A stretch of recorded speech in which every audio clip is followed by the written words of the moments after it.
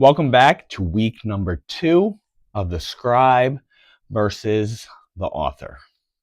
So, this week went in a little bit more with the Scribe, and you see she has changed just a little bit since the last time. So, with her, I wanted her to kind of be tilting down just a little bit more and looking down, really crunching in those shoulders, cons- um, really making herself small, not really taking up for herself, really taking herself in small. I also have her eyes closed. She's listening intently, taking in things from all around. So all of these voices coming in at her, focused.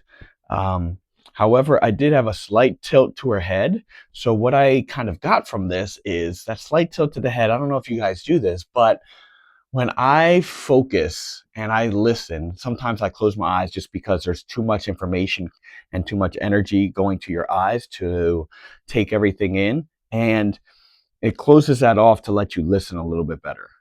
And so I have her close her eyes, slightly tilted down, and kind of listening, taking in everything coming from this side, just letting all of these words come into her head, and they just start appearing. They just become a part of her, start getting written on her skin, and they become her.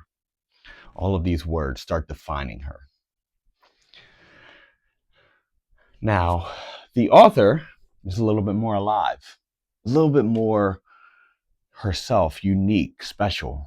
And so, even though I liked how they had a similar pose, it brings them closer together as, unifying the same character when she used to listen and just take everything in to becoming herself and unique. So I smoothed her out a little bit, gave her a little bit more expression, but also gave her a little bit more wild, different uniqueness, unique qualities, and appearance. So, with my Scribe, she's a little bit more refined, um, a little bit more fitting into social norms, what she was told to do, how, she was told to stand in line, not step out of line, not do anything crazy or wild. And so I also got these words on here that I started sculpting in. So we have not ready from last week, just that whole concept that I was talking about of how those demons have told me I wasn't ready. Across our forehead is weird. Now, as we're a kid, that is more of a word that kind of brings you down and makes you feel bad about yourself, or I'm different. I'm not like everybody else. And however, I'm going to actually keep that word when I bring it to the author because growing up, you kind of give it a new meaning. Weird is actually a good thing, and you don't want to be just a boring person as you grow up. And then over here, we have ugly, being told you're ugly, being told that you're not beautiful, you're not special is something that also a lot of people just get that feeling of, whether it's heard directly like that or just kind of implied. And so some of these things just get stuck on you.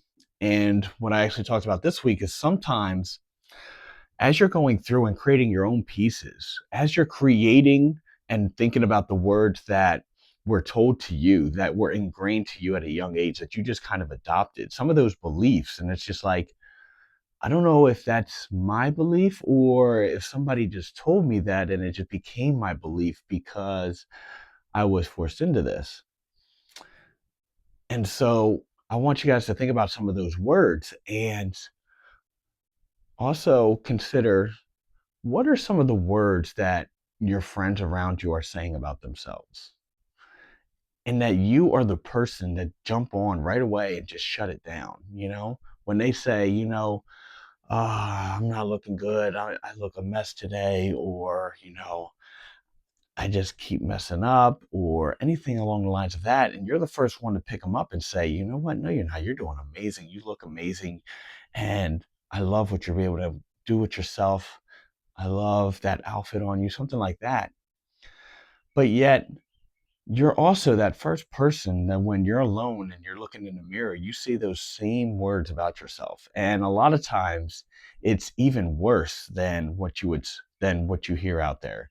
There's some thoughts that go on in your head that you talk about yourself that you would never say to somebody else about themselves. But yet you have no problem criticizing yourself. So those are some of the things I want you to think about as you're creating this. This is the scribe. This is that character, that demon, that monster that has all of these voices coming in and is internalizing them, making them a part of them.